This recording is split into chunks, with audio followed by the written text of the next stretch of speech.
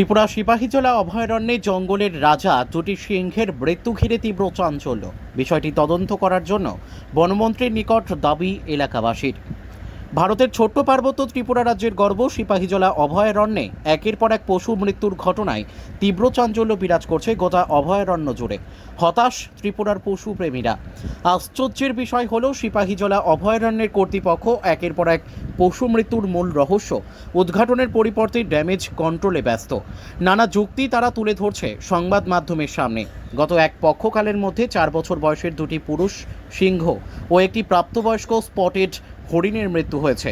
সূত্রের খবর অনুযায়ী সিপাহীজলা অভয়ারণ্যের খাদ্য সরবরাহকারী বরাদপ্রাপ্ত ঠিকাদার অভয়ারণ্য কর্তৃপক্ষ ও স্থানীয় নেতৃত্বদের ম্যানেজ করে বছরের পর বছর অতি নিম্নমানের খাবার সরবরাহ করে চলেছে, যার খেসারত দিচ্ছে অবুঝ প্রাণীরা। অভিযোগ, বাঘ সিংহকে প্রতিদিন 60 থেকে 70 কেজি তাজা মাংস দেওয়ার পরিবর্তে রুগ্ন ও অসুস্থ প্রাণীদের কম দামে সংগ্রহ করে মাংস সরবরাহ করা হচ্ছে। এতে প্রাণীরা সুস্থ থাকার পরিবর্তে অসুস্থ হয়ে মৃত্যুর কোলে ঢলে পড়ছে বলে অভিযোগ উঠেছে।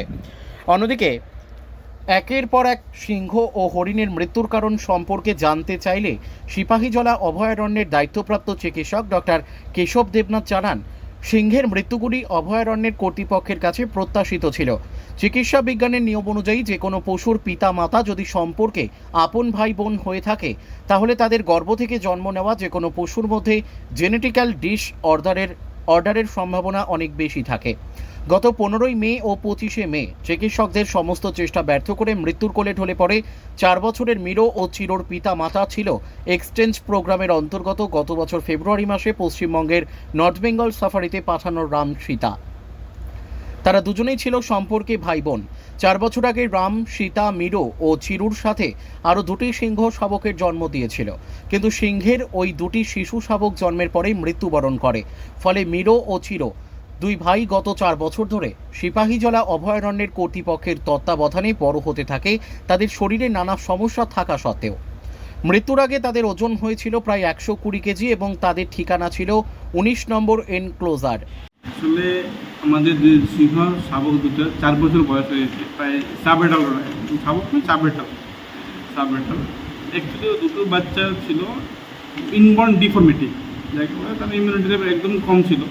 প্রায় সময় ওদের রোগ ওদের লেগে থাকতো, ইমিউনিটি খুব কম ছিল ওদের। হওয়ার কারণে ওটার মা বাবা ছিল রামসীতা, তারা ছিল ভাই বোন। তো ভাই বোন হওয়ার সত্ত্বেও তারা যে বাচ্চাগুলো ছিল ডিফর্মিটি হতো। তো ওরা 104টা জন্ম নিয়েছিল, 4টা দুটো বাচ্চাই আমরা হ্যান্ড রাইডিং করেছি। হ্যান্ড রাইডিং করে দুটো ওদের নাম ছিল চিরমিরু। তো প্রায় সময় লেগে থাকতো। লাস্ট আমাদের 9 তারিখ থেকে একটা সমস্যা শুরু হতে বলে কি, খাওয়ার ক্ষেত্রেও না একটা সমস্যা শুরু হয়েছে, ফাইটিং উন্ড দেখা দিয়ে গেছে। উনটা মোটামুটি সেরে গেছে, ট্রিটমেন্ট সেরে গেছে, বাট খাওয়া তারা ইমপ্রুভ করতে পারেনি।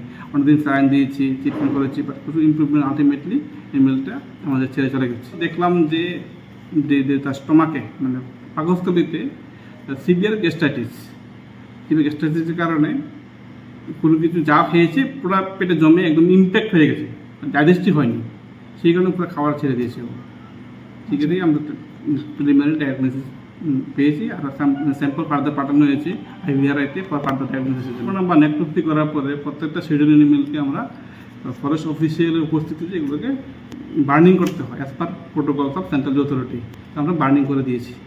পোস্টমর্টমের জন্য আমাদের অ্যাজ পার রুলসে প্যাথোলজিস্ট ডাক্তার আসছিল কলেজ অফ ভেটেরিনারি সায়েন্স থেকে, আরকানগর থেকে। এক টিম এসে পোস্টমর্টম করেছে এবং